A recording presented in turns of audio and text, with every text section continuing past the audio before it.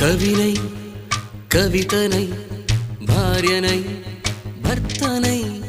కవినై కవితనై భార్యనై భర్తనై మల్లెల దారిలో మంచు ఎడారిలో మల్లెల దారిలో మంచు ఎడారిలో పన్నీటి జయ గీతాల కన్నీటి జలపాతాల నాతో నేను అనుగమిస్తూ నాతో నేనే రమిస్తూ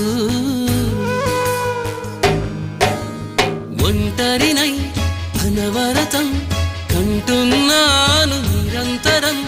కలల్ని కథల్ని మాటల్ని పాటల్ని రంగుల్ని రంగవల్లుల్ని కావ్య కన్యల్ని ఆడపిల్లల్ని జగమంత కుటుంబం నాది